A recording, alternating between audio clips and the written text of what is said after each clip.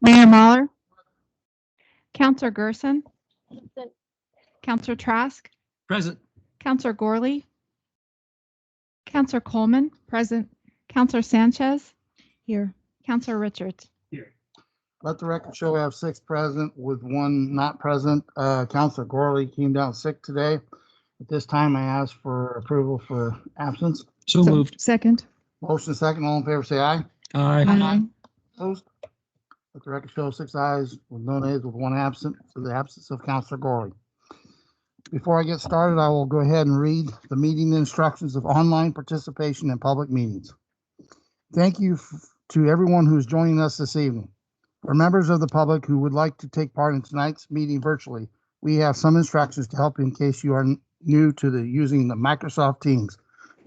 To take part, you will need to locate the chat bubble icon to participate in the meeting online. The chat bubble icon, indicated with the yellow arrow on your screen now, may be in the upper right-hand corner of your screen, or you may need to click on the 3 dots to see an extended drop-down menu. If you wish to be recognized by the mayor to speak during the meeting, please choose the bubble icon to enter the meeting chat. It will appear on the right-hand side of your screen. In the chat, you'll enter your name, address, phone number, followed by the topic you wish to discuss with the council. If you have signed in, you may be called on to speak at any point during the meeting, but probably during the agenda item you are entered to speak about. You can choose the hand icon, also located in the upper right-hand corner, to indicate your desire to speak. It's equivalent to raising your hand. The mayor, acting chairperson, or moderator will ask you to speak at the appropriate time. We'll give everyone who may wish to speak tonight a few minutes right now to enter their name, address, phone number, and topic they'd like to address with the council. In the interest of time, speakers should not repeat the point. Minutes. Any extension of that time is at sole discretion of the mayor or meeting chairperson per council rules. Those joining by phone will be noted by the moderator for the mayor chairperson and called to speak at the appropriate time. The fact the meeting is online does not excuse poor behavior, and the mayor does retain the right to have people removed from the meeting as stated in council rules. So if you have a cell phone, I ask you to turn it off, please, during the meeting. Thank you. At this time, consent agenda. So moved. I'll second it. I have a motion and a second by roll call, please. Counselor Sanchez, Yes. Counselor Coleman. Aye. Counselor Gorley, Mayor Mahler, Aye. Counselor Gerson, Aye. Counselor Trask, Aye. Counselor Richards. Aye. Let the record show we have 6 ayes, no nays, with 1 absent. Approval of the consent agenda. At this time, recognition of visitors and hearing the petitions. I have the Honorable Judge Larry Blake here this evening, and if you'd like to come forth, I would be very honored. Thank you. With permission of the council, I'd also have the person who really runs the court. Sounds good. I do need for record the name and address of each.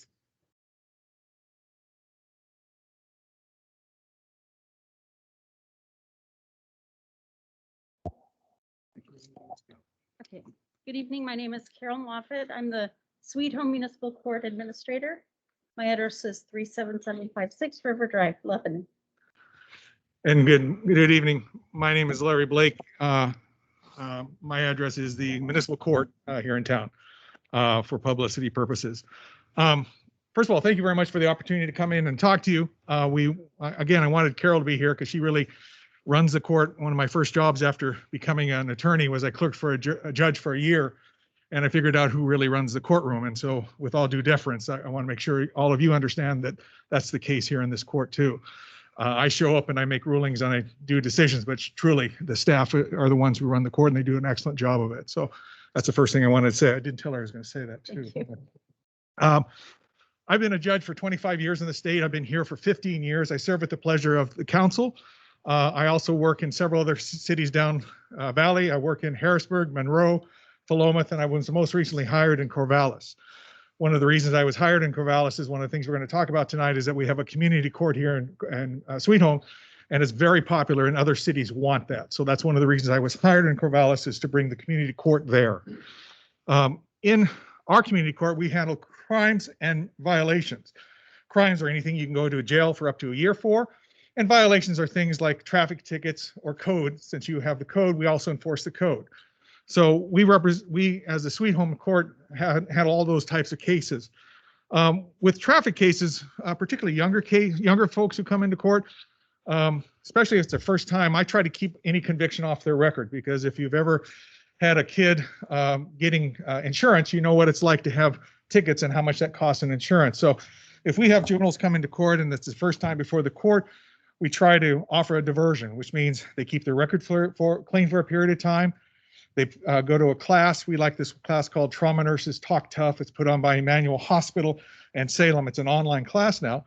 And the reason I like it so much is that a bunch of nurses got together and said, you know, when juveniles drive like juveniles drive, they get into accidents and they don't realize how bad it is. And so let's have them go through the process of what happens when you come to the hospital after being in an accident.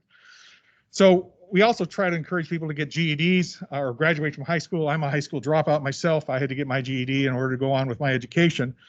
And then we also try to work on them getting their license and insurance, because we think that's important as well. By the way, I talk fast if you haven't figured out by now. And if you have any questions, just raise your hand. And I always like when you use all your fingers when you raise your hand at me, because sometimes they don't do that. And so just if you have any questions, be sure and ask them. I'd be more than happy to.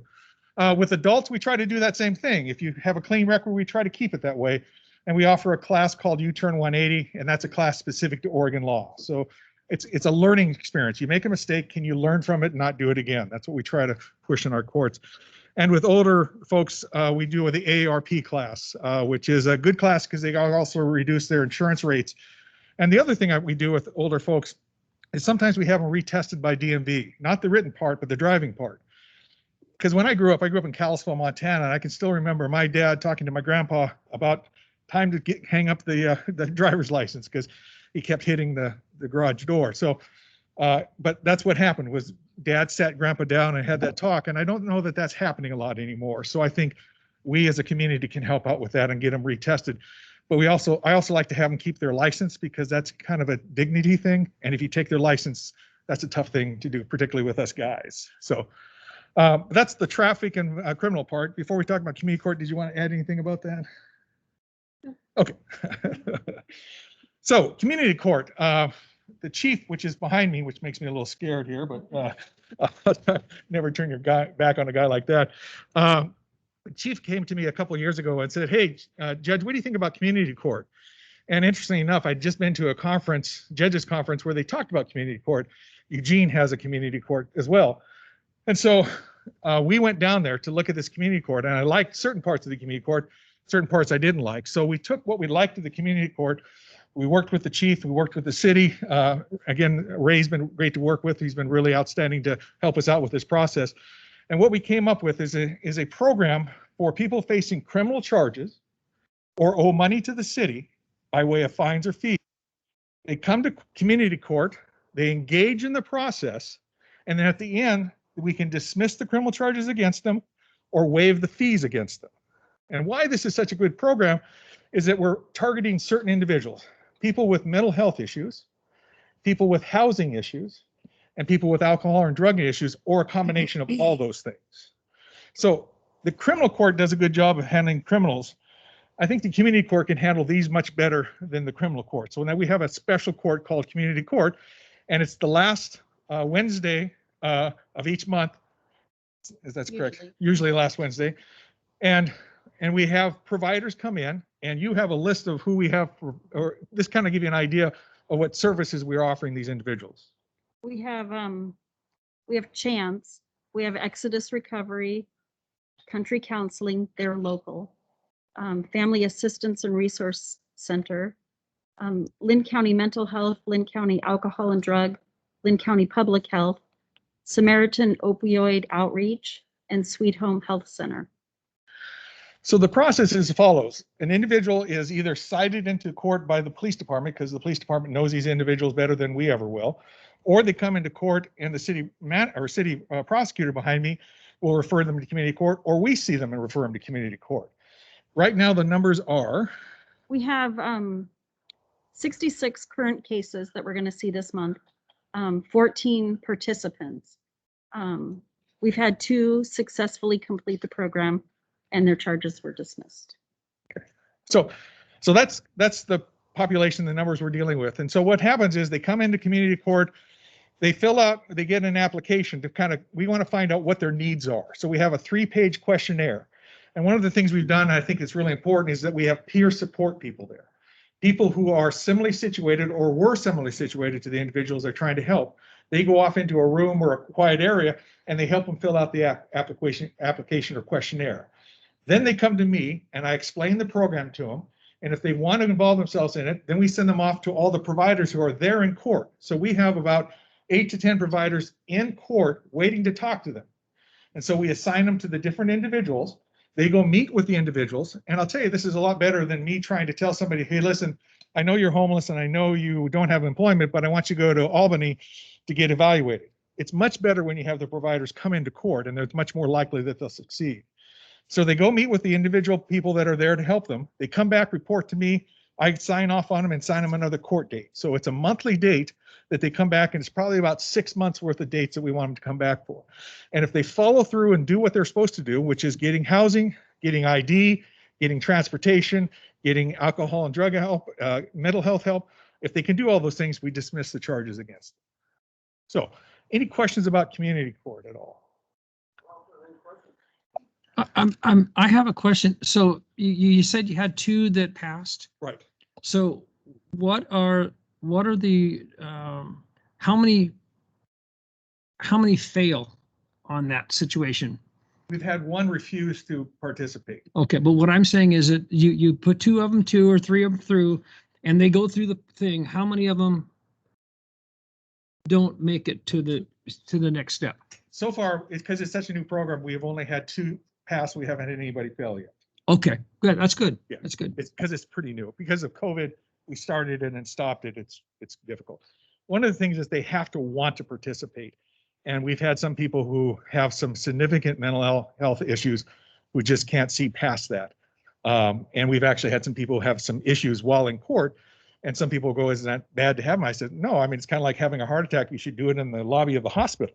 We have a bunch of people there who can help them when they're having issues. So yes. Any other questions about community court? All right. The other thing that we do that we're not doing this year is truancy court. When in Oregon, if your child misses so many days of school, they get cited, the parent gets cited into municipal court. And what we try to do is when they come into municipal court, if they admit that the child is a truant, then we try to bring the child in, and I have the child come in with the parent once a month, and then I go out and visit the child once a month at the school. And it's interesting enough, we used to have a lot of high schoolers, and then we started getting middle schoolers, and now we actually had a few lower school kids.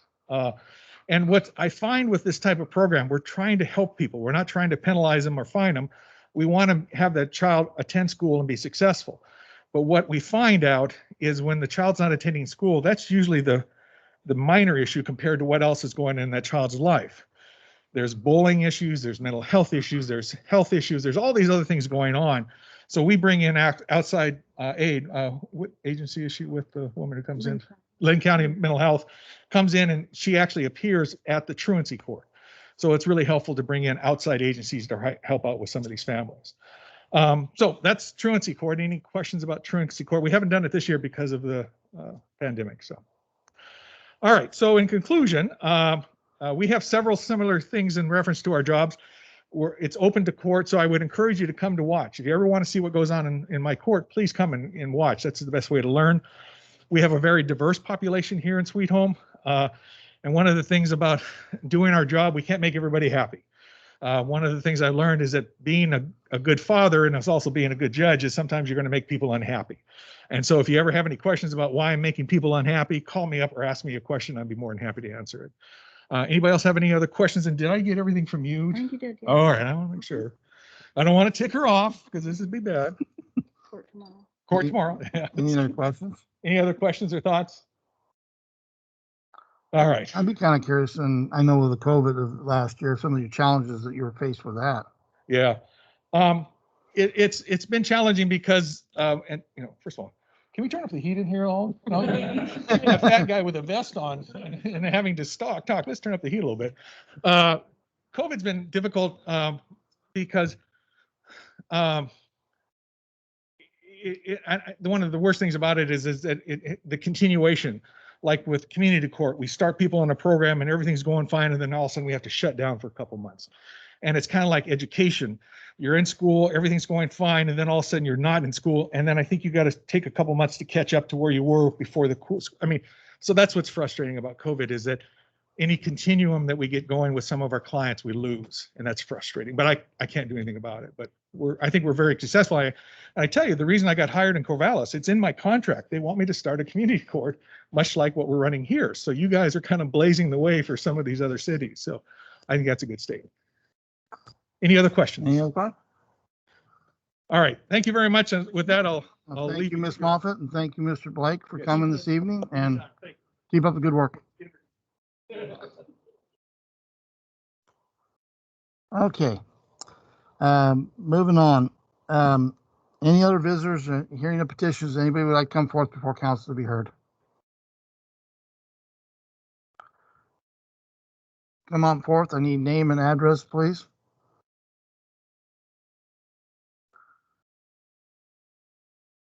Yeah, my name is Larry Anglin. I live at 1107 Ironwood Street here in Sweet Home. And I've been here a couple times. I know you've seen me before. But I can't seem to get any resolution on our street situation down there. I've been here 13 and a half years and there's nothing been done on that street. And there's nothing but potholes all over the thing. And last time I was here, you, Mayor, suggested something be done. Well, the city yard sent somebody out with a truck with oil. And I asked them when they was out there if they're going to do anything besides just put oil down. I said, aren't you going to fill the holes and then do this? No, we're just supposed to put oil down to settle the dust. And they did about, I'd say 130 feet and left the rest of the street go. About 3 or 4 weeks later, somebody come out with a sack of asphalt, the dry sack, put it in one hole and left the rest. Well, when you do that, that lasts about 3 or 4 days and it's gone because we get enough traffic in and out of there that it just won't hold. And then somebody sent a sweeper out and sweeped all the rocks out of the potholes onto the side, and that's been the extent of it. And I think it's about time after this length of time, something should be done. I'm not just representing myself. I'm representing 14 homeowners on that street tonight. And I don't want to bring them all down here. There's no sense in that. They're all going to sit here and say the same thing. But we'd like to have the city do something about that street.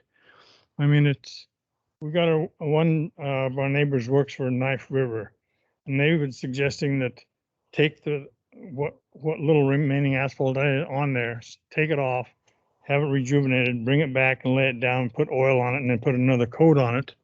And it would be like a new street. And he said it's very inexpensive. It's not like doing a whole tear up everything and redo the whole road. It's relatively inexpensive. It is much cheaper even than putting a regular asphalt layer down. But I think something needs to be done. And I get tired of coming down here making myself look like an ass in front of all of you. But I'd like to get something done, and I'm begging you this time to please have somebody come out and get something done on that street. Mr. Springman, can you respond on this?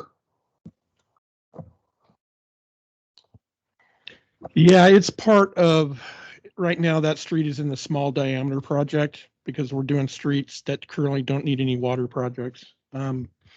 So it is part of the avenue work that we're currently evaluating. So not only in the avenues, they're not only going to get a new water line at some point, they're going to get new streets on top of it. And so that's the plan. I don't know exactly when Ironwood is on that project. Depending on funding and other discussions tonight, that could be even moved up quicker. Okay.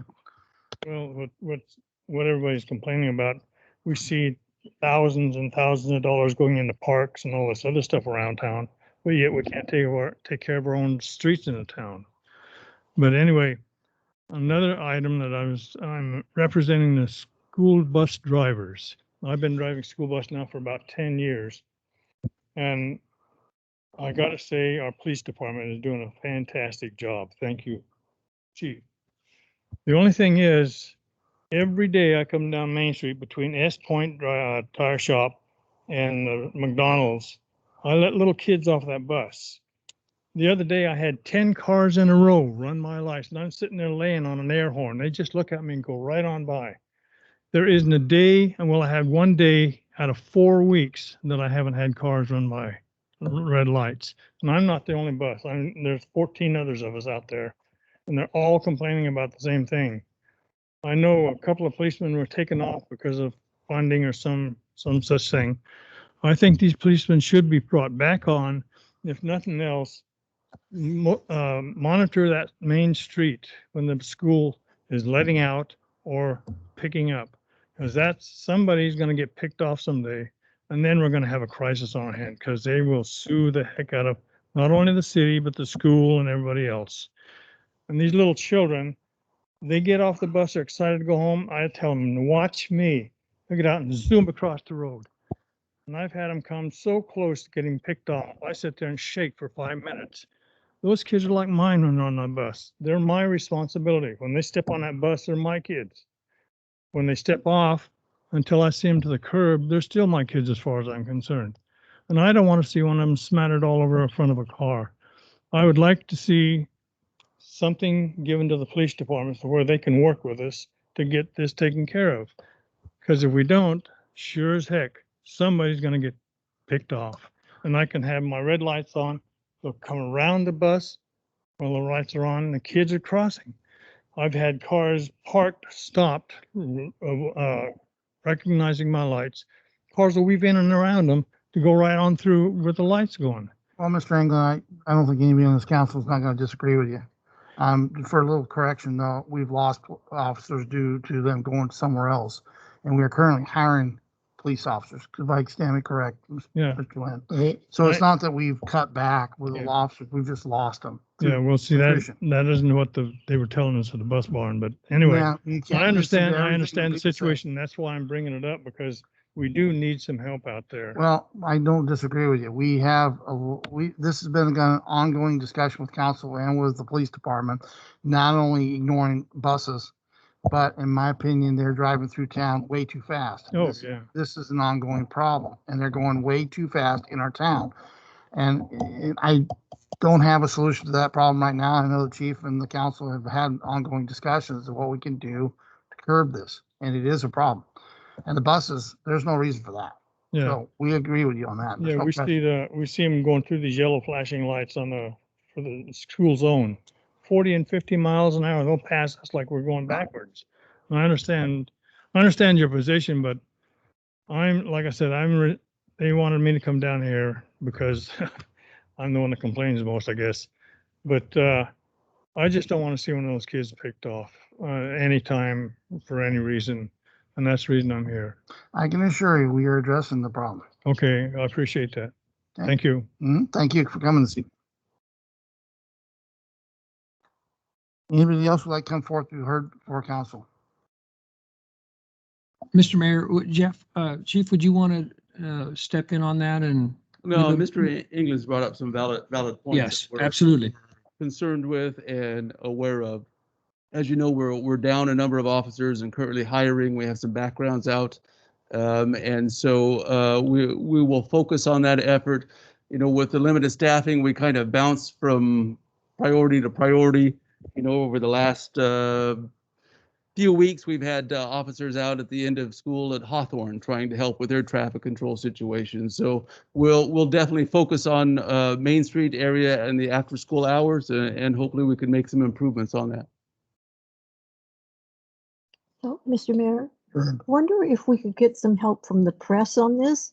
Do you think, Benny, we could get something done, something advertised or something in terms of the fact that this is a problem in the community? Potentially, yeah. I'll look into it for sure. Thank you. Okay, we did just put out social media in which we put out the exactly when you have to stop and in what situations related to bus. Essentially, unless there is a hard, excuse me, median in the middle, regardless of 5 lanes or not, you have to stop coming from both directions. So we have on a couple of occasions put that information out, and we do what we can. We agree. We're certainly hearing that that's an issue for our community. I know we're getting kind of off topic, but real quick I noticed going through town, then the speed signs are not working. Is that? They are working. They are? Yeah. So they operate in stealth mode, and that measures the count, the time, and the speed of all the vehicles. And then we take that information. Yeah, because I don't see anything lit up as well. Yeah, it's working, but it's not. They're not. It'll. I think it'll be about 2 weeks. We usually do that for 2 weeks. Then we have it flash how fast you're going, and then we measure the difference to see if it makes a difference. But it also tells us what times people are most apt to be speeding and how many and whatnot. So we use that information to kind of schedule our patrols, just because we can't be everywhere. 2 guys can't be everywhere in the city all at once. So we just try to narrow down the places where we can have the biggest impact. Okay, that makes sense then. Yeah. Okay, thank you. Mr. Mayor, Yeah, go ahead. would it be beneficial to communicate to the neighborhood on Ironwood what the city's plan is as far as redoing pipes and then reworking this street? Yeah. Yeah, we can dig in and we can make a formal response or respond back to you guys and kind of let you know what our plans are for that project. But I know our plan on the streets right now is we're not doing any infrastructure work, and I believe they have a 2-inch main. So I'll find exactly, and really it depends on, right now we're committing so much to a water project annually. If we go more than that, then obviously that changes schedules. So that may change. I just wonder if knowing that they're going to get new pipes eventually, and that's why the street isn't ready to be repaved, if that would be beneficial. I don't know. Yeah, so there's still some fluidity in this whole plan, which we'll have some discussions tonight, which will give us direction, and then we can start narrowing down that time frame of when those projects will occur. Yeah, and it might not hurt. It's just the basic communication with these folks, so they know that we're not ignoring them. I guess that's kind of what they like to see. So, yeah. Okay. Anyway, moving on. On to old business. Request for council action, resolution number 13 for 2021, stormwater rate increase. This begins on page 14. I'm going to let Greg and Brandon take over here. I think we're all well aware the last couple of winters we've seen some issues with our stormwater system or lack thereof. And so we're bringing some information forward to you today. Before you is a request for a small stormwater increase. We're looking for $2 per month. The current stormwater rate is $1 per month per equivalent dwelling unit, or EDU. For all residential properties, that it is $1. Businesses are charged a different rate based on that EDU calculation. But certainly for residential facilities, their current rate is $1. What you have on the screen before you is kind of a breakdown of what we believe we will have for the next fiscal year. So in the Stormwater Operating Fund, we believe that we'll start the year with about $77,000 in available fund balance. It does accrue a small amount each year, but the primary reason for that is the only expenditures really in that fund currently are half of an FTE. So somebody that's working wastewater and storm. And then small, about $3,000 annually in some materials and service to kind of handle some minor maintenance items or kind of pay the bills. So with that said, we are looking at a proposed budget for next year of $44,622. Again, to have an FTE and a little bit of materials and service money. At the current dollar rate, we anticipate $62,851 in revenue, so a surplus of $95,000 at the end of the fiscal year. What we've done is kind of compiled at least what we have currently for a stormwater capital plan, and I will caution that this list is likely not complete, and it's not that staff hasn't gone through to put in the projects that we would believe will have to occur over the next 5 years, but a lot of what we know about the stormwater system is very little. The city has a network likely of pipes and culverts and drainage locations, but it's kind of been, for lack of a better word, hodgepodge together over time to meet various needs. So what we are planning for the 2022 fiscal year, we have about $275,000 in capital funds that are sitting in a stormwater capital fund right now. We anticipate being able to transfer about $73,000 of that money that you saw before. So if I go back here, that $95,000, we would take $73,000 of it and move it off to a capital reserve. We'd like to fund a stormwater master plan and do one small $25,000 catch basin installation to address a need. And I forgot to write down where that was. Do you remember that is, Craig? Okay. I think that's it. 18th. So 25,000, 125,000 in capital next year, leaving a capital balance of 223,000. Over the next 4 years beyond 2022, we're looking at 65,000 for a project on 38th, and 400,000 for Cotton Creek, and some drainage improvements over there. If we were to fund everything that we have so far, we'd be looking at a capital deficit of almost 210,000. The additional problem here is that with the development of the stormwater master plan, we will likely find more that needs to be completed. And certainly as population continues to climb, there is a magic 10,000 population mark that Director Springman has discussed before as being kind of that trigger point for a multitude of changes related to DEQ requirements. With our stormwater system, we would have a lot more to maintain and put in the ground. So as we creep closer, the estimated population count per Portland State study this year was 9,400. As we get closer to that 10,000, it starts to get a little more concerning. So just for your viewing pleasure, we've compiled a few pictures of kind of some of the stormwater issues that we have. Certainly, we don't want any flooding issues in our neighborhoods due to rain events. And so what we're looking at is a small fee increase so that we can start to tackle some of these projects and ensure that we have capital funds down the road as we get through our master plan. So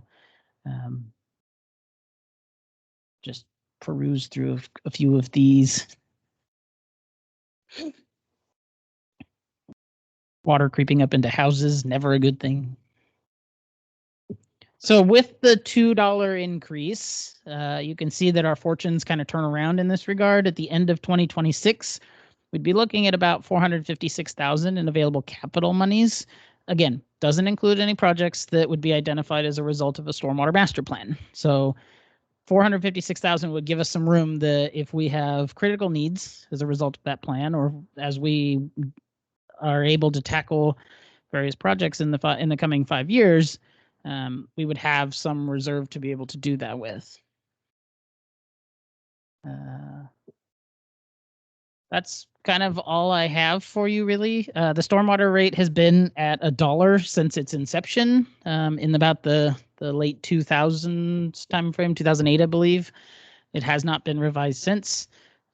A consultant, when we established that stormwater rate at the time, recommended a rate of $4 per EDU, and the council at the time chose $1. So that's where it has resided since. As we discussed in previous meetings, this is kind of the targeted increase that we did bring to you this round. With that being so low, generating $62,000 a year just is not going to provide for a stormwater system that we can even maintain.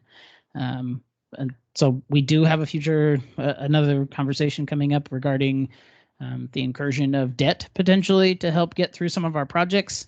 But with 62,000 and only having about $25,000 a year in available monies in the stormwater fund, we wouldn't be able to incur much debt here in order and still be able to make that debt payment. So it comes down to, in staff's opinion, one way or another, we've got to do something with the stormwater rate in order to get progress, to make some progress in this side of things. Mr. Mayor, anybody that was here when we first started this thing, and I think it was probably Greg and I was the only two at the time, and I was dead against this. But I don't live in those areas. And so you draw the line sometimes that if it doesn't affect me, then I don't care, kind of a thing. And now I've seen it a lot. Mm-hmm. You know, we've had a lot of floods and across the railroad tracks, and it's been kind of crazy. And then so I was convinced at the time we didn't need to do that, but I'm not there anymore. So I think that we need to pass this and help with folks down on that, and it's mostly down on this north side of the railroad tracks, or in that area anyway, and maybe Clark Mill too. I don't know, but anyway, I think this is a good idea. It may not be enough, but we have to do something because it affects a lot of people down there. Down on Osage Street, I think that thing it floods every time the rains for 2 days, it seems like, and I know a lot of people down there that have had their houses flooded, and it's almost a yearly thing. So anyway, I'd be for this. So I can say that the additional $2 generates about $125,000 a year for the city. Again, that will likely go straight into projects. We wouldn't be planning additional staff. The half an FTE. Public Works is a small organization. Certainly, occasionally there are staff that come over to support operations or capital projects for this, but that half an FTE is where we would plan to leave this at least in the 5-year forecast that we've put together. This funding would go directly towards handling a significant amount of deferred maintenance that has occurred over the last 12 years. Mr. Mayor, I have a question. So on page 17, it talks about out of city people who, would you explain that, please? We do have from time to time folks that connect to either our water, sewer, or probably not the stormwater system, but water and sewer that are connected, that are outside of the city boundaries, but they still have requested to connect to the water or sewer lines that are nearby. And so they are charged a different rate, and as part of the stormwater fee, they would be charged that kind of 1.5% or 150% differential. And would you, just because I don't always understand the Mhm. difference between the customer charge and the commodity charge, would you mind explaining that again? Sure. I'm not entirely certain what the basis was for the setup of this back in 2008. On the stormwater side, it's a flat rate for both the customer and the commodity. I don't know why we didn't just do a flat rate.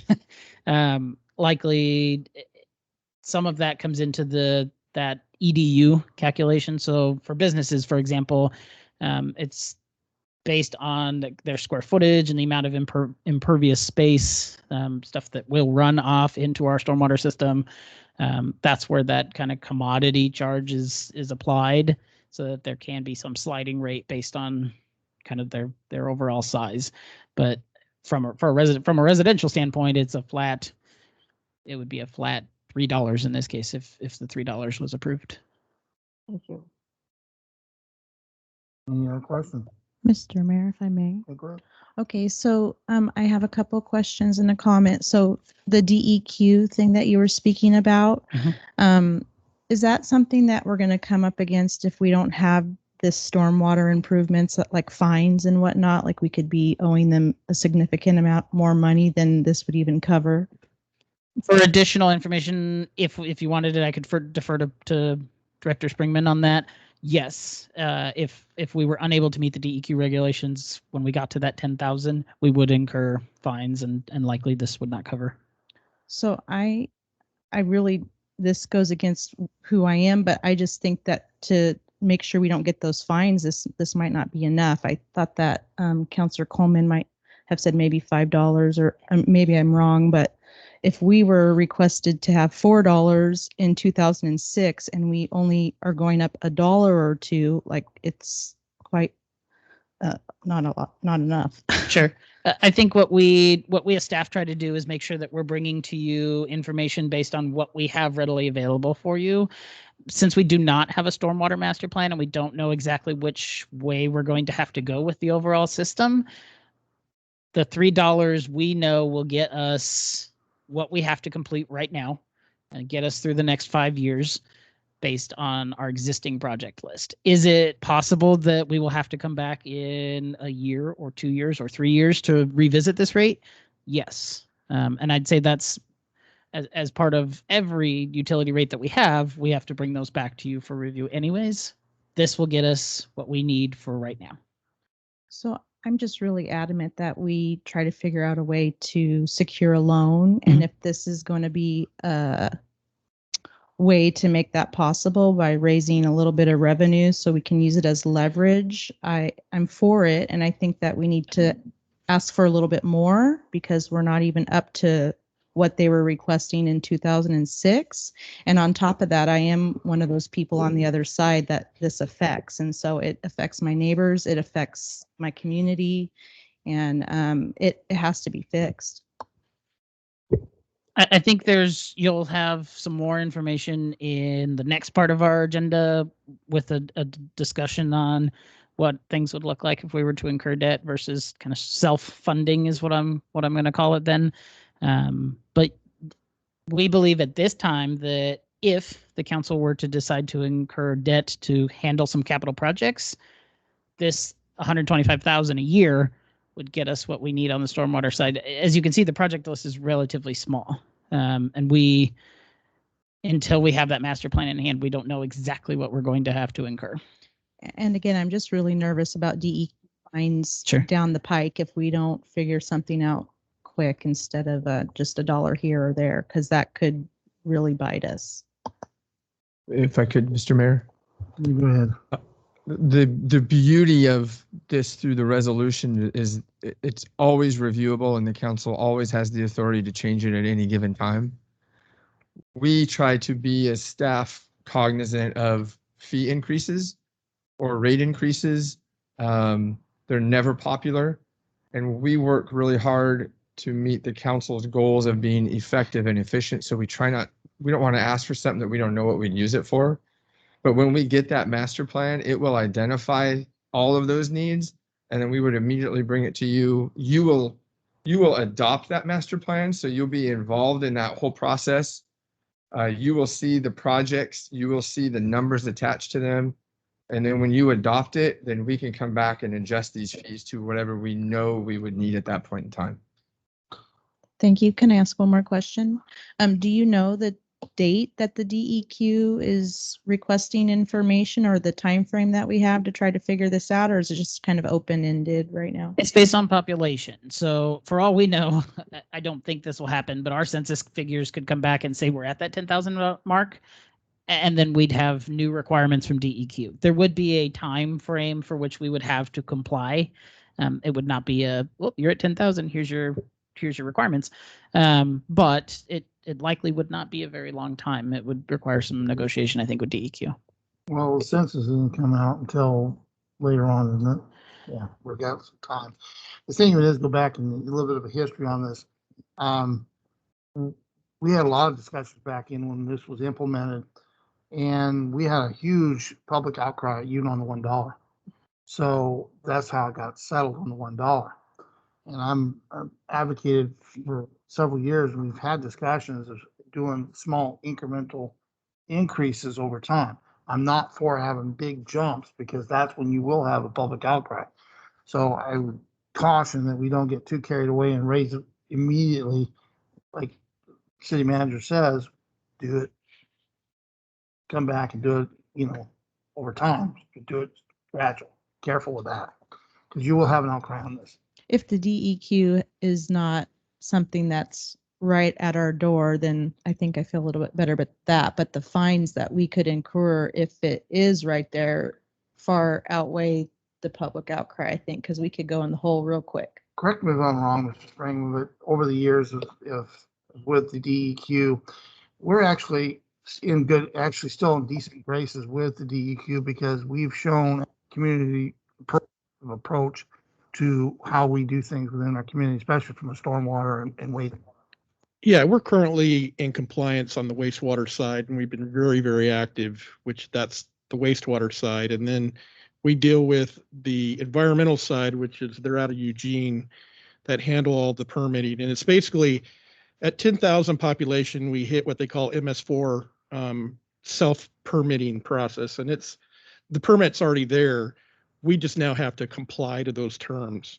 And so there'll be things that we'll have to do at that point. Then if we're not having the right funding, we're having pollutants through our testing is showing up going to the Santiam River. Those are the times that they're going to start knocking on our door to do more about education and trying to minimize point source pollutants that are going into the storm drain, leaves, dirt, erosion, and on and on.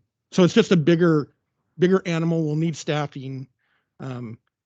Thank God we're not there yet. So Mr. Spring was dead on with that. A lot of my nastograms I get is in the nastograms. They don't like our winter time. That's why we're doing a wastewater treatment plant upgrades. So for sure. Mr. Mayor. So just to clarify, I didn't recommend a $5. Sorry, it's okay. But I just wanted to say that this is why we ended up in the wastewater facility having to increase it by such a huge amount, which didn't have a public outcry because of DEQ fines. So we don't want to get into that spot again. You're right.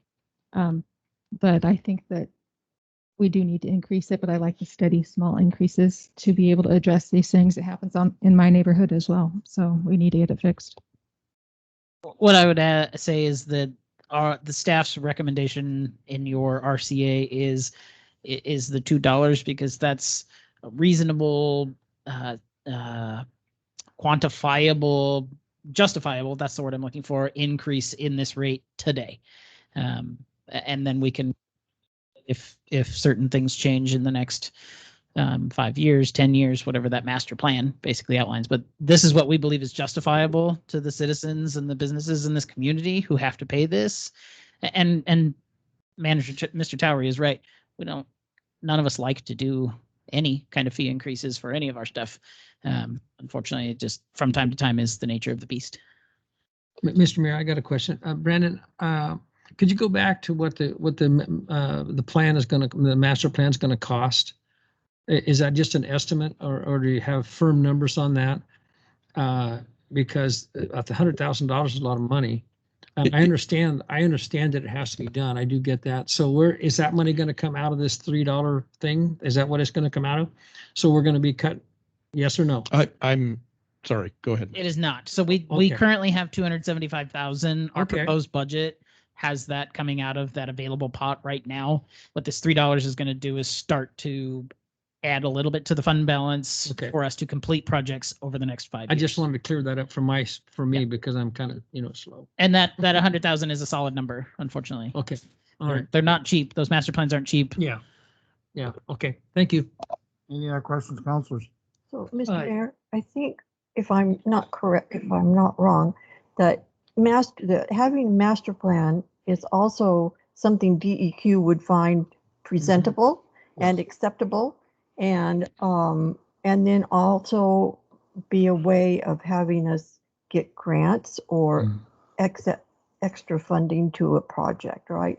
And so one of our problems has been we haven't had any of these master plans, and so yeah, it's a lot of money, right, but it's a step towards other things. So yeah, I kind of flinch at those master plans, but I understand the reason for them. I would also add that helps with if the council decides to incur debt for projects, having a master plan highlights what we plan to do with that money so that as investors that are picking up the bonds understand that there is a plan for it instead of we're just kind of throwing darts at a dartboard. Those master plans, I think, are 10-year documents generally. Depending on the growth, 10 to 20. It also helps with development as your town grows and you want to do certain subdivisions. It gives you guidance and lets on the development side understand what they have to do when that time comes. And so it's a very important document. And I would suggest that we don't do anything with stormwater until we get the master plan done. Mr. Mayor, if I may, the other benefit of the master plan is it always incorporates that capital improvement plan for the system. That's a plan that you can immediately then move over to the SDC project list and enable those projects to be partially funded by the stormwater system development charges that we are now able to collect. And so that enables new development to pay their fair share of these stormwater improvements that we all need. Well, that master plan, I'm reiterating, again, shows that we're proactive and that we're professionally running our community, unlike some communities run by the seat of their pants. And that's what DEQ doesn't like to see, is when you got communities just kind of happen along, go along, don't do anything. I think it's important we do that master plan, most definitely. Any other questions?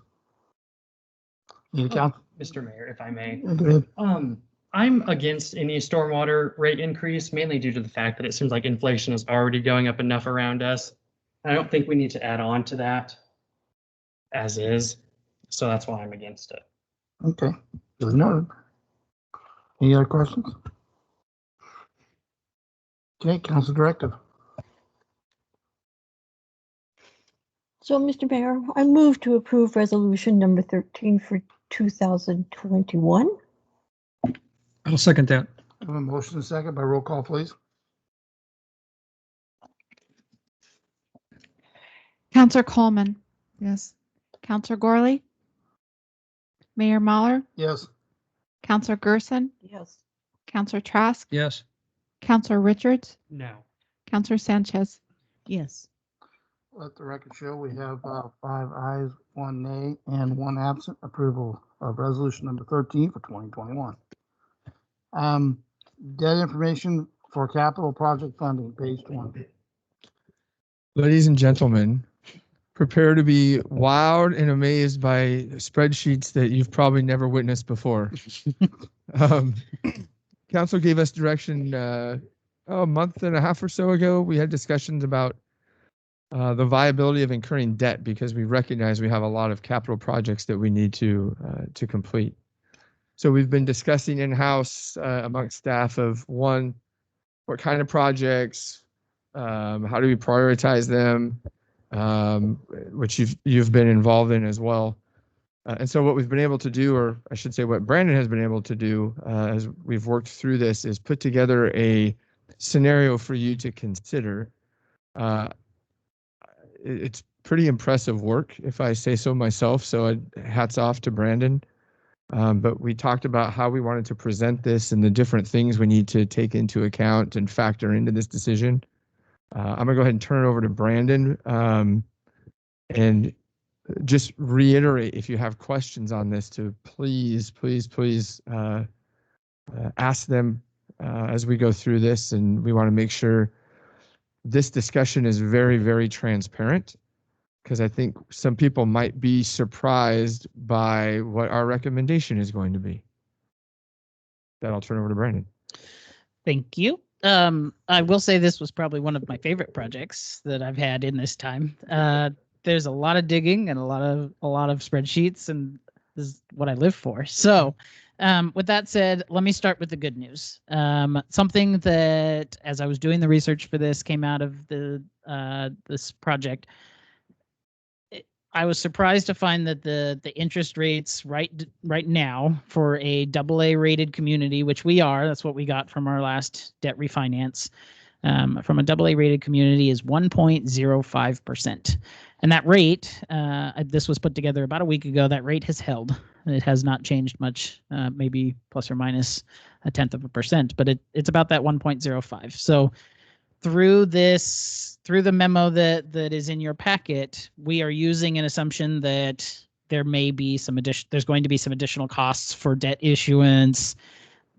Market rates will likely change slightly. So I added 0.25% to this, and we're assuming a 1.3% interest rate for this debt. So on your screen right now, you can see kind of what the last 20 years has looked like from a municipal debt kind of yield.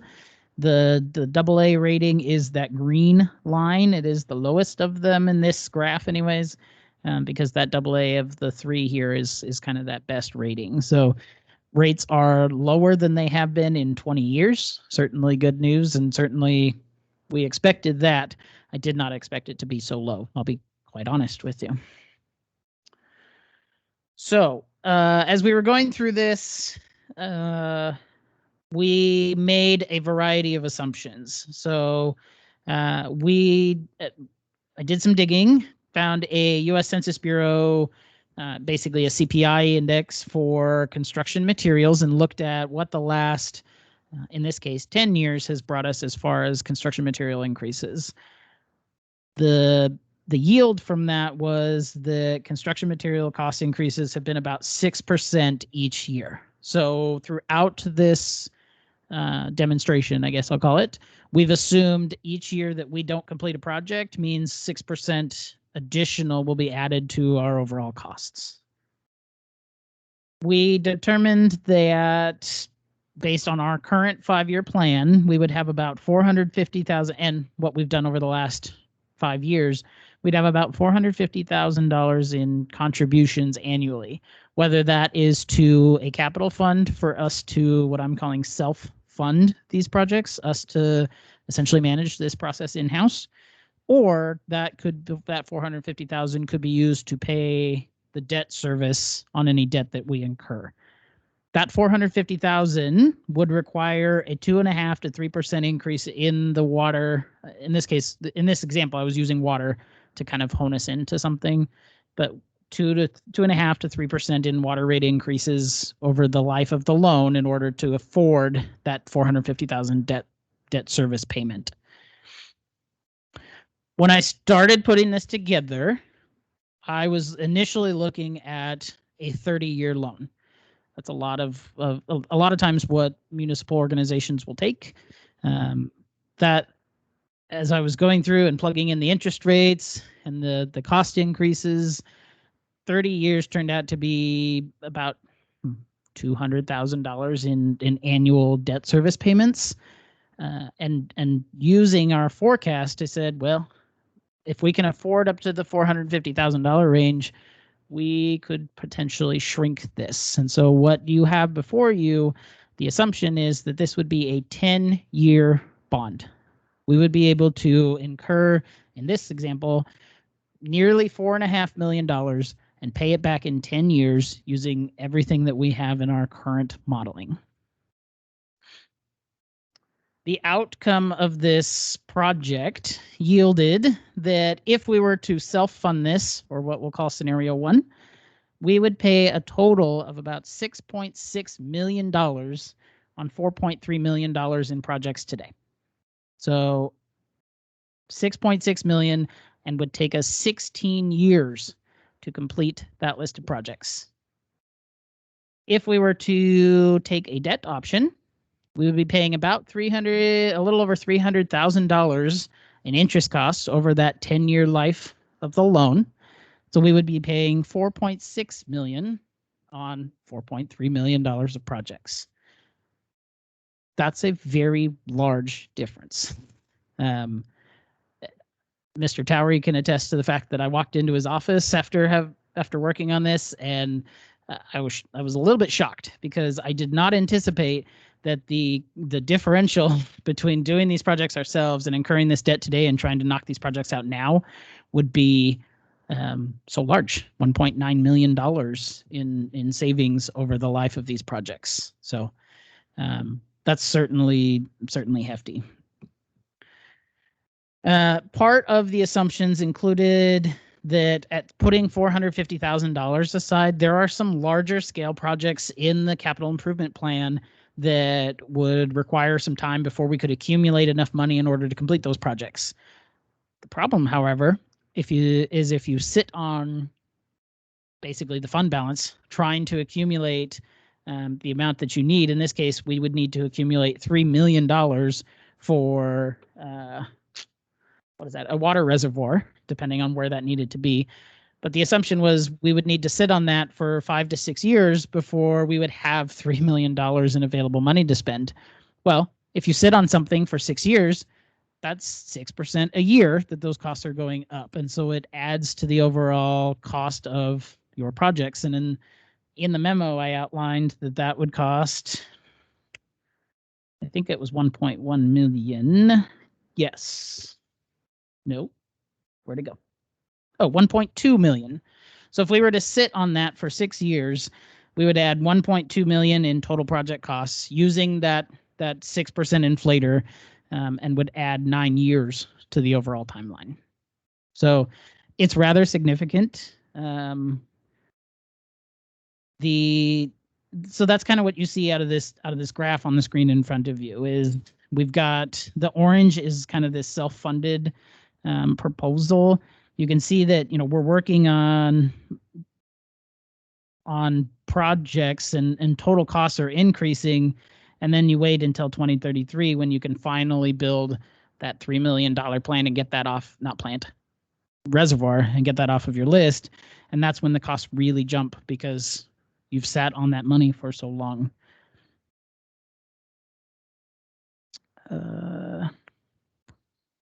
So on the debt side, if you were to say, the 450,000 is a little bit of a stretch. We don't necessarily want to guarantee that there would be a rate increase over that lifespan of the loan. You could certainly look at extending kind of that loan time frame. So in this scenario, we said you could, for example, extend the repayment to 20 years. We would be looking at an interest rate of about 1.75%, still very low. And it would only reduce the savings to 1.1 million instead of the estimated 1.9 million. So there are options here. Certainly, we're not locked into 10, 20. Usually they don't go beyond 30, so that's where you'd kind of top out. But certainly as you extend the life of the loan, that will add additional costs as far as the interest costs that you're incurring. Now, we have a few considerations in this plan that you as a council would need to kind of be cognizant of. First, incurring debt locks in those debt payments for 10 or more years, depending on what the council were to choose, regardless of what economic conditions look like. So you wouldn't be in a position to necessarily, in this case, in this scenario, we were looking at the 10-year plan, and it required a rate increase in order to fund that debt over time. If economic conditions changed and you wanted to try to freeze that rate, let's take COVID, for example, you would have to make expenditure reductions.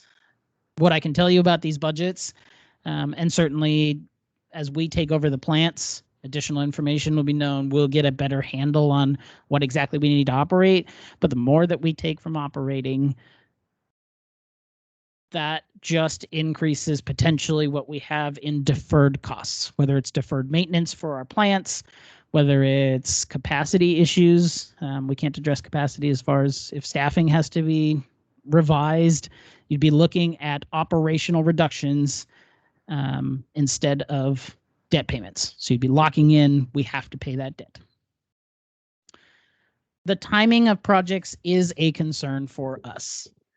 As I outlined in the memo, there are time requirements and you have to meet a certain threshold of spending in each of these loans when you incur the debt. So within the first,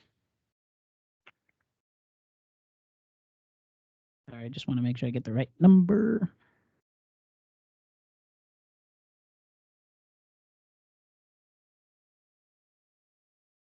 I don't know where I put it. Within the first 3 months, you have to spend 5%. Obtaining debt required, first 6 months. So 5% has to be spent in the first 6 months. In the first 3 years, you have to have spent 85% of the overall monies. So 5% of 4.6 million, which is what we would need to incur in order to pay off these projects and the associated interest costs, is 231,000. 85% is 3.9 million.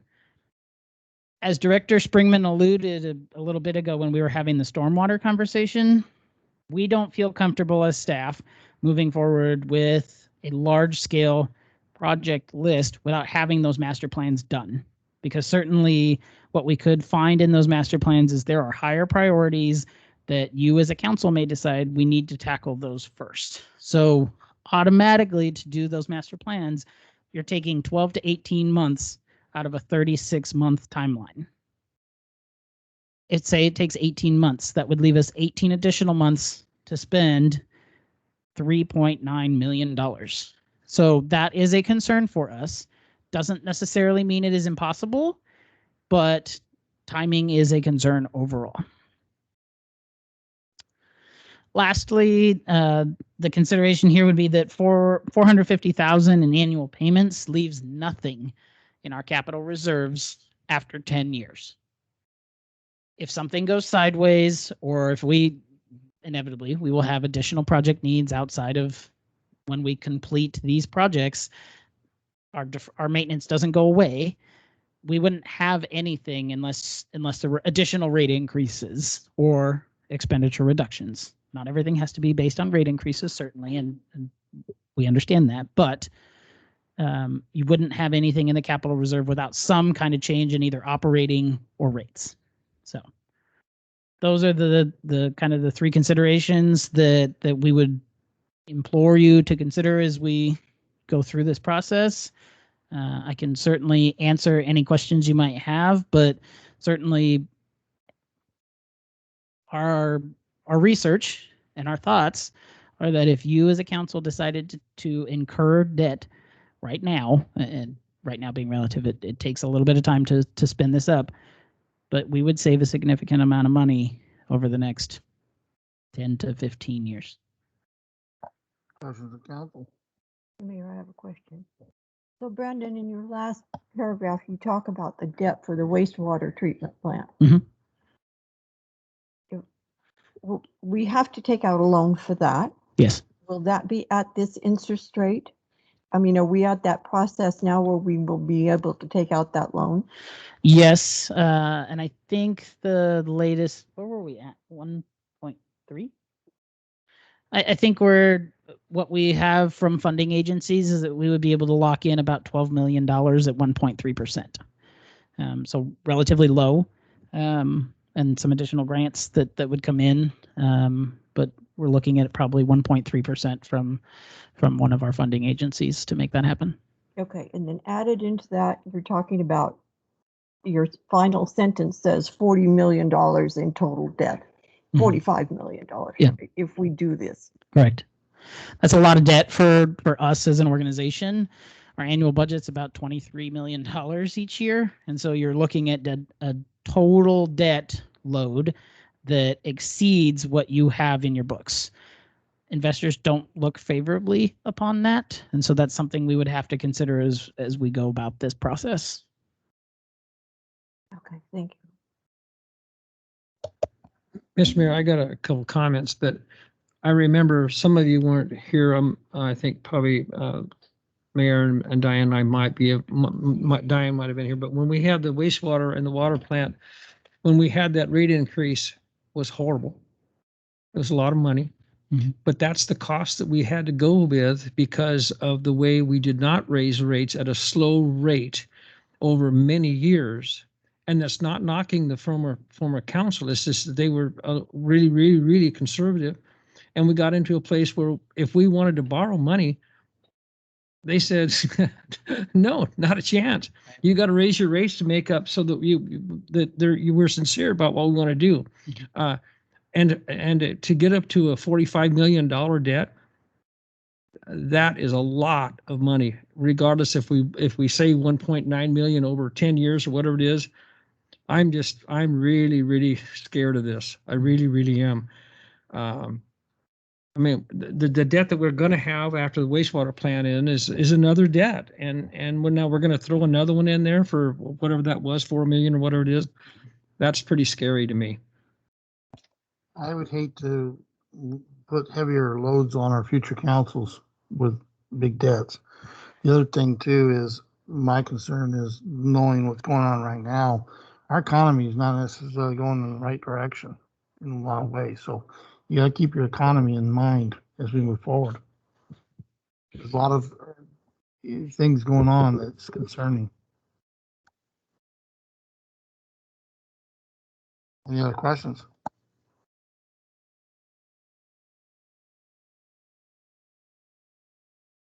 If I could, Mr. Mayor, I think, like I said, when Brandon walked in, I think both of our jaws dropped. Neither one of us are big fans of debt. But again, trying to keep with the mantra of doing the most good for the most people for the longest period of time, and just knowing the large amount of capital projects that we need to do, we were just shocked. But again, the total cost of ownership, and that's how we approach this, is when it's all said and done, what's going to cost us the least with interest charges and construction increases and CPI and whatnot. And we were both pretty floored that this is just one of those times in our history where it makes sense, probably, again, total cost of ownership to incur some type of debt. I don't think we're advocating a number. I think that's, again, one of the reasons that you guys get paid the big dollars to make these important decisions. It's surprising to us as staff as well, but when you pencil it out, it just seems like it's the right answer. And I'll finish my statement by just reiterating that we're not economists, and even if we were, it doesn't mean we would be right. Economists are often incorrect as well. But if things hold to form, it just seems like this might be a very legitimate option for you all to consider. Mr. Mayor, if I may, thank you so much for bringing those findings to us. I appreciate the fact that you say we'll save a lot of money if we take on some of this debt now. I think the people of the town would appreciate having their services upgraded in a timely fashion, not pushed off for however many years down the road. And I know that it's a big bite to take off, but as a business owner myself, sometimes you have to take debt on to provide a better service, so people are happier to pay more money rather than self-funding. So I am for some type of debt increase, taking on some type of debt. I don't think 45 million is what we were talking about, but I just want people to have better services. I want water distribution to be better. I want streets to be better. And if we just nickel and dime people, we're just going to price ourselves out of it. So if it's going to save us money and have a better product, I'm all for it. Thank you. Mr. Mayor, the considerations concern me as well, but I hear Councilor Sanchez and her thoughts on that. I think that those are totally valid. Is there a way that we can consider a dollar figure that would be within our capacity? Because I think that's one of my biggest concerns, us being able to spend the money Right. in the timely fashion. And I think there will be additional steps from this point. So what we have put together for you is kind of, I'll call it the worst case scenario. So there are considerations. This number is 4.3 million. That's about all we could take on right now, given that we just refinanced for 5.7 million, and we cannot in this calendar year take out more than 10 million because that will impact what we did for the refinance. So we are limited in that regard. Additionally, what we'd need to do now as staff is to go back, if this was something the council really wanted to pursue further, go back and say, okay, here's here's what we are looking at. What can we accomplish in the next 36 months, essentially, from the time that we take this debt on? And likely this would probably take, I would guess, 3 to 6 months before we could actually have some tangible results as far as actually taking that debt and beginning projects. But we'd need to configure, we would need to go back to the drawing board on what that looks like from a staff perspective. Mr. Mayor, can I ask another question? In regards to the 450,000 annual payments, that leaving zero in our capital reserves, I'm not really fond of that either. If there's a way to consider having something left over in our capital reserves for the next 10 years, I think that would be really beneficial to have something there. But that, I'm sure that takes a magic spreadsheet, which I'm told you have. I think that's where you can kind of play with the number of years. So if you'll remember in the memo I outlined that if you went to a 20-year loan, it'll essentially cut the payment in half. You could take the other half that we're forecasting in our assumptions and put it into capital reserves. You'd still save $1.1 million in overall project costs. So there's still significant savings there, but also provide you with some stability in the future. Mr. Mayor, I got one more question. Okay, so you think it's gonna take 18 months to do a master plan? That's on the outside. Okay, so and then you got 18 months left to do it. We'll be hustling. I'd be concerned that you can't get it done. That'd be another concern for me. Then what do you do? Right. What happens then? There wouldn't be a then. We would have no choice but to, if we did not meet that 18 months, it would affect us as far as an interest rates are concerned. The bond rating could change on us. If the circumstances change, the bond rating agencies and the investors can change the parameters, essentially. If we don't hold up our end of the bargain, they don't have to hold up theirs. They could also call our debt back immediately. They could say, we want our debt, we want our money back. So there are a whole host of scenarios. If we get to this point where we decide to do this and we only have 18 months, we're going to meet 18 months. We won't have a choice. That's right. And there's a lot of ifs here for me. There is a lot of ifs. A lot of ifs. Sure. And I just don't think this is the right time. What I can say is certainly what we would, and in line with what Councilor Coleman was requesting, we would take this back if this was kind of the direction that council wanted and wanted some additional information and move forward with this process.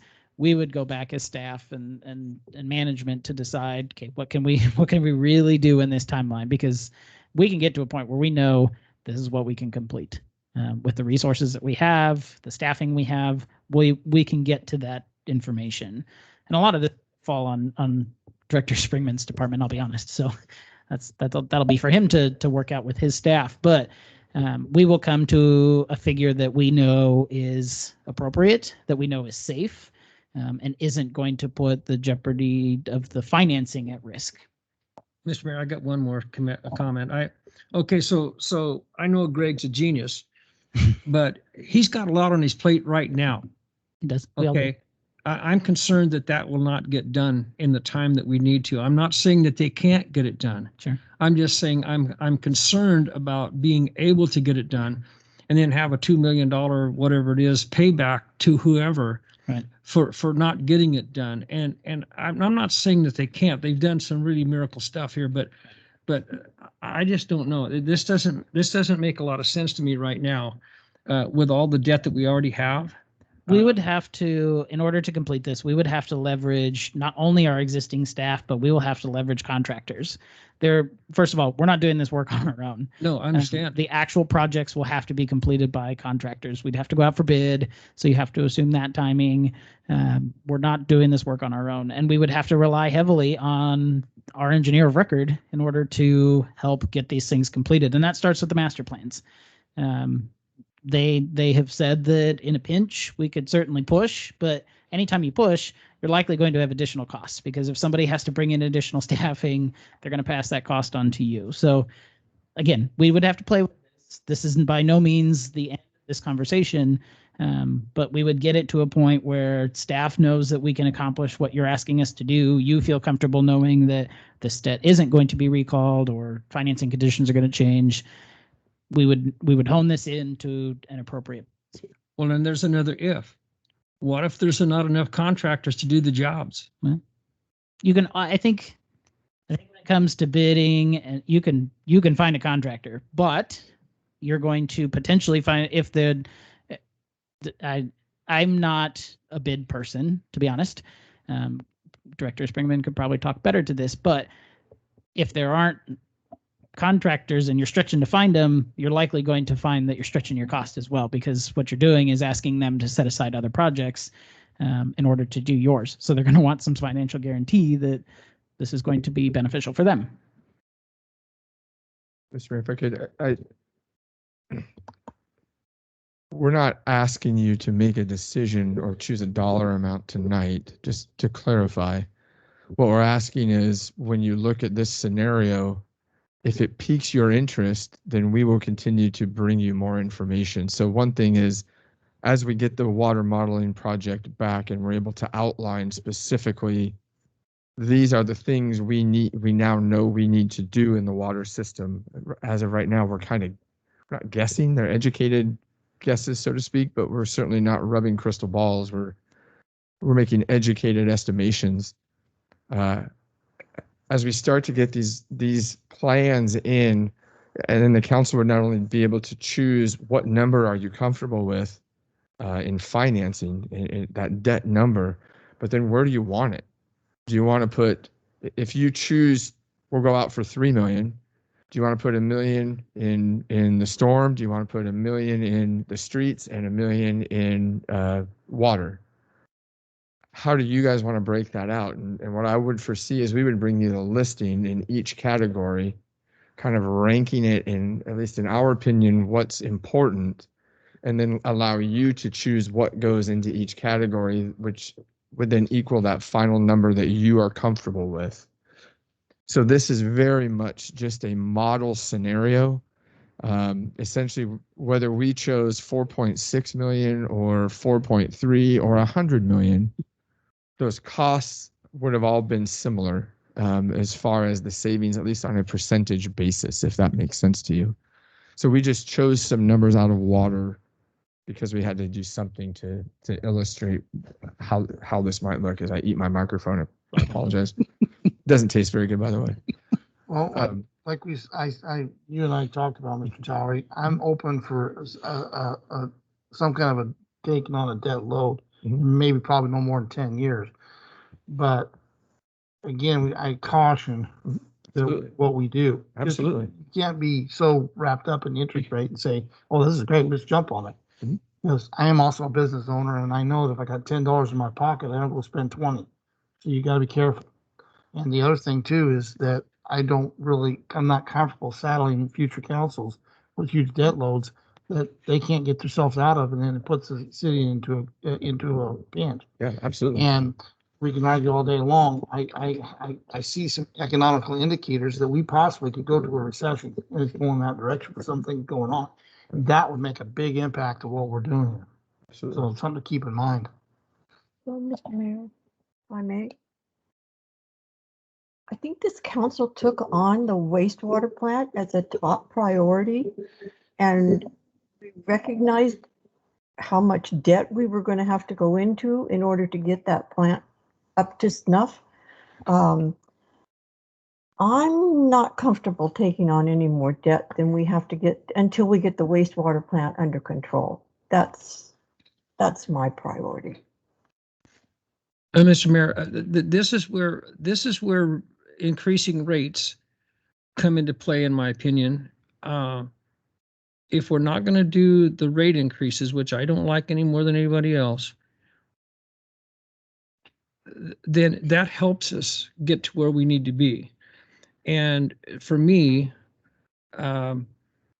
this just isn't the right time, in my opinion. And I don't want you guys to waste a bunch of, no, I say waste. I don't know if I want to have a bunch of time donated to this process if we don't feel like right now that we shouldn't do this. And if the council decides to go ahead and have you do the rest of the work, that's fine with me. But I'm with Councilor Gerson. I think it's just not right now. It's not the right time to go in a big debt again, more than we already are. So if we're going to have a consensus or vote or whatever, I'm okay with that tonight, and we can move forward or we can do whatever. So, Mr. Mayor, if I may say one last thing, I wasn't suggesting just jumping on getting debt without a master plan, without seeing what needs to be done first. But there is an opportunity to save quite a bit of money. There is an opportunity to better our town, to bring more people in, bring more businesses in, have it be better services for people who are trying to see what we have to offer. And I just don't want to miss an opportunity. Thank you. Okay, moving on to ordinance bills. We have a request for council action, ordinance bill number 4 for 2021. Council directive, if they want to push it forward. Mr. Mayor, if I could, I think I'm a little confused as far as what the council directive is moving forward. We've heard maybes, yeses, and nos on if you want us to continue working on this. If you want us to try and put something together that might look a little more realistic, or if we just want to. The other thing I want to make sure everybody understands, and I want to reiterate what Director Nish shared, is you're probably a minimum of 6 months out before we're incurring debt. That's just how long the process will take to go through. That's about how long it took us to refinance, and it'll probably be a similar scenario. So if we're in this 6 month time frame, 6 months from now,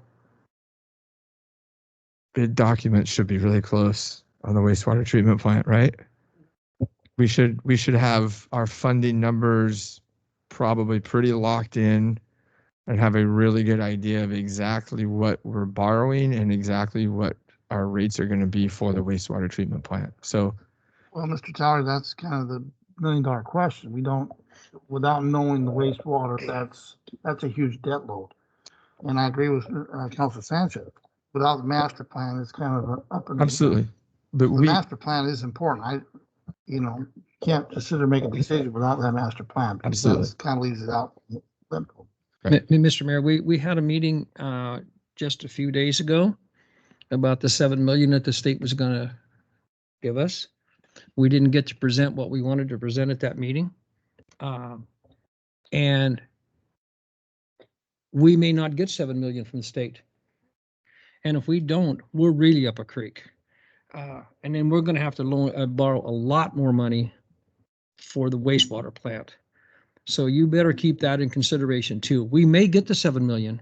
I'm assuming, I hope we get the money. But if we don't, we're going to be in deep trouble. Because we'll have to borrow $20 million for that, or whatever it's going to take to finish that project. Sure. Even with the money that you say that we're going to have to help with that process in our own money. So to me, there are just too many ifs here.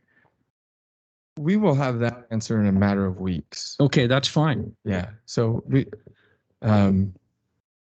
maybe sooner. Yeah. So we agree, and even in this scenario, there are ifs. But again, we just as staff need to know if you want us to continue working on this or no. It doesn't mean you're committing to anything other than trying to refine numbers a little bit more as we learn more. So you may not hear any more about this for 2 months until we find out, are we going to receive that, or are we able to lock in our USDA loan, and what will that rate be? And so we would continue with your blessing to work on this in the background, but we may not come back to you for another 3 months with additional information. But it's a matter of, do you want us to keep this on our radar, or do you want us to not keep it on our radar? I think we need to do our due diligence. Absolutely. To keep it on the radar and move forward to see what we're looking at. Sure. I'm just putting just like Councilor Gerson, Councilor Trask, word of caution for what we do. Because I can show you a lot of loans out there.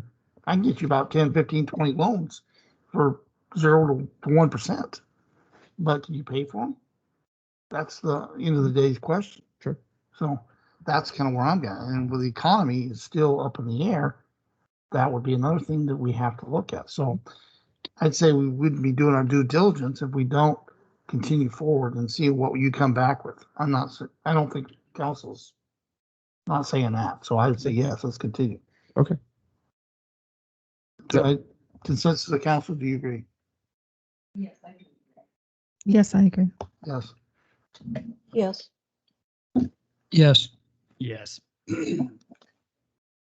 Thank you.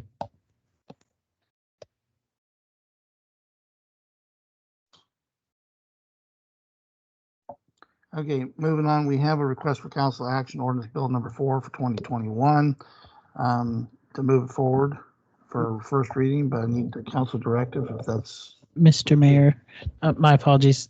We have a new business item, the third quarter financial update. sorry, That's okay. moved right on past that. Brandon gets to talk some more. I do get to talk. I think we had enough of you for today.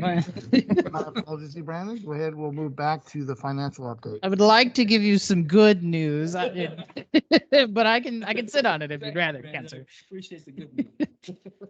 All right. So I will briefly cover this because this is in a memo in your packet. But the third quarter shows that our projections from the end of the second quarter are relatively in line with what we had anticipated. Certainly a few changes to note. So property taxes, not much change there. And the graphs, you can see that our second quarter and third quarter projections are virtually the same. In service fees, we have seen a surprising increase in primarily SDCs. So the promise or threat or whatever you want to call it to raise those SDC fees, folks really took that to heart. So we saw a significant jump in the SDCs that we did not anticipate. So our third quarter projection has been revised as a result. And I kind of outlined there that the SDCs saw an increase of 383%. So a significant increase. People really wanted to get in before those new rates were locked in. So good news there, I guess. On the utility side, we are starting to see things, I would say, come back to pre-COVID levels. So I did drop the projection a little bit, but it's still relatively in line and still above what we had budgeted for the year. Gas taxes, we got a little bit of good news from the state of Oregon. They're going to give us a little bit of that 40,000 back that they had anticipated taking, and they let us know that we'd probably be looking at another 30 to 50,000 in the 2022 fiscal year. So good news all around in the gas tax world. Other revenues, I can now say that based on timing, we're not going to get anywhere with the wastewater treatment plant, which means we will not see the reimbursements that we had planned for and budgeted for.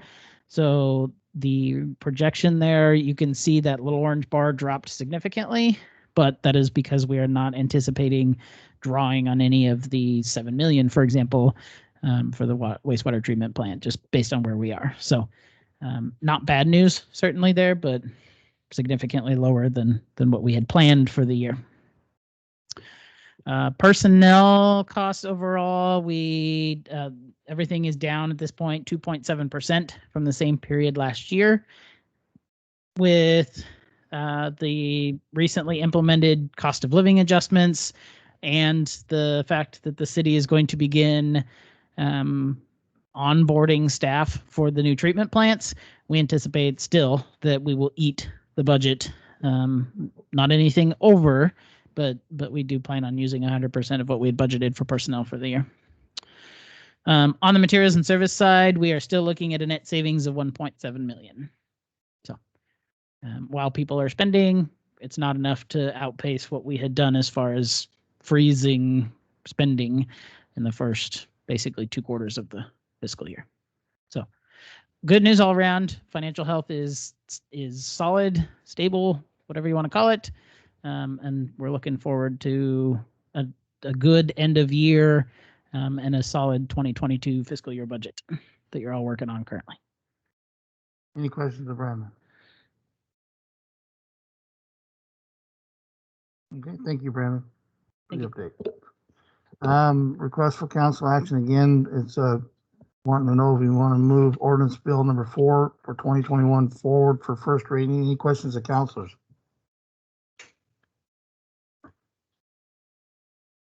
And need a council directive to move this forward for reading. So moved as recommended. I'll second it. Motion second, roll call, please. Counselor Gorley, Mayor Mahler, Aye. Counselor Gerson, Aye. Counselor Trask, Aye. Counselor Richards. Aye. Counselor Sanchez, Yes. Counselor Coleman. Aye. Let the record show we have 6 ayes with no nays, 1 absent. Move this forward for first reading. Or ordinance bill number 4 for 2021.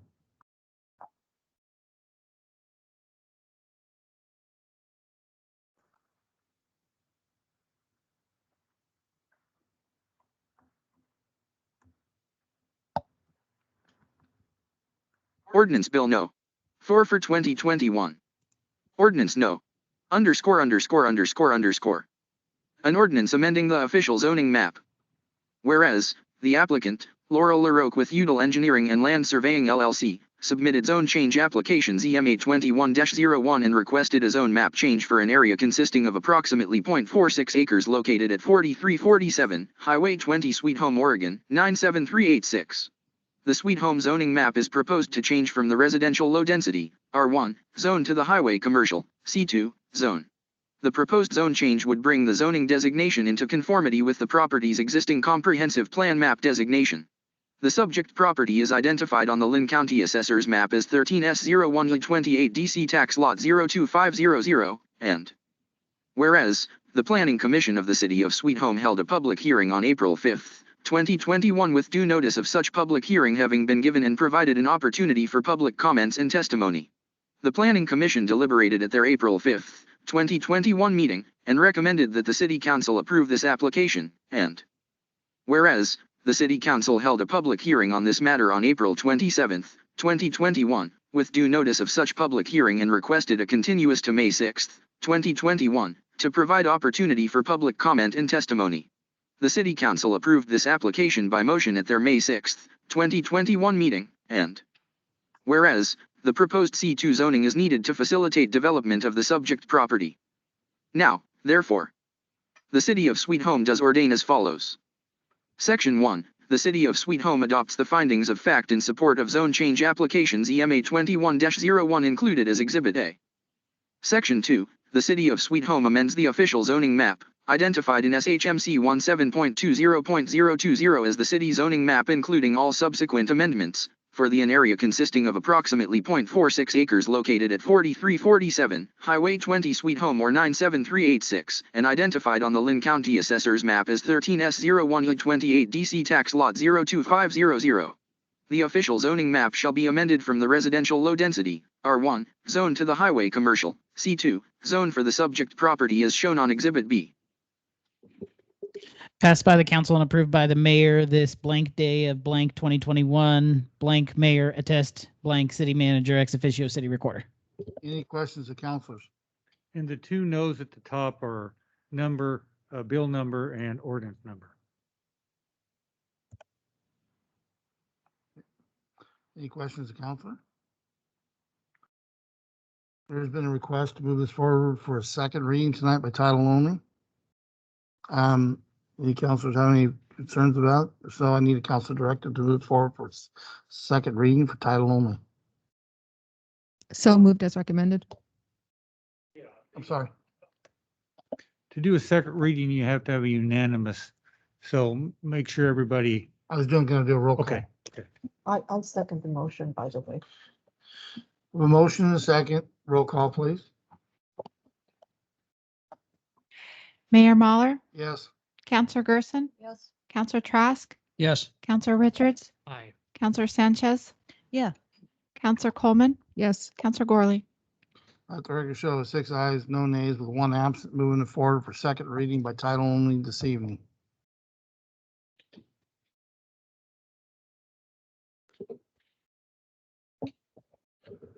Ordinance Bill number 4 for 2021, ordinance number, an ordinance amending the official zoning map. Once again, any questions of counselors? Not, I need council director to move forward with third and final reading on May 25th. So moved. Second. Oh, second, roll call, please. Counselor Gerson, Aye. Counselor Trask, Aye. Counselor Richards, Counselor Sanchez, Yes. Counselor Coleman, Yes. Counselor Gorley, Mayor Mahler. Yes. The record six ayes, no nays, with one absent, moving forward for third and final reading on May 25th. Moving on now to reports of committees. Any reports, committees that will need to be brought up?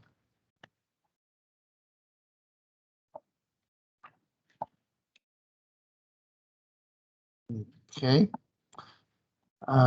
Mayor's report, I have nothing to report, other than just a reminder, this Thursday, 6 p.m. for budget meeting. City manager's report. Next Wednesday, staff training session. City building will close at 10:30 and reopen at 3 o'clock. Council is welcome to attend. If you're going to attend, please let us know. In case there is a forum. Also, next Wednesday, U.S. Council will be having a training, which will begin at 4:30 p.m. here in City Hall. That's May 19th, right? Right.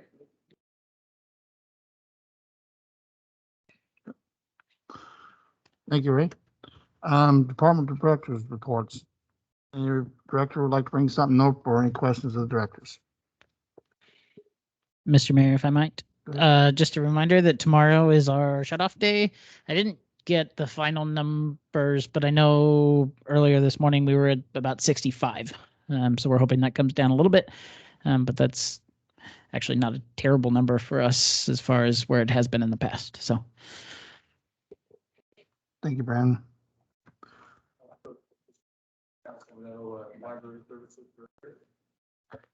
Library Services Director interviews will be held Friday. There are 3 candidates that are coming, and we have 2 panels all ready to go. I believe Counselor Gerson, Counselor Coleman, and Counselor Trask are all 3 involved in that process. Very good. City attorney, anything? No. Okay. Council business good in order, anything to be brought up? If nothing further, we'll be adjourned at 8:11.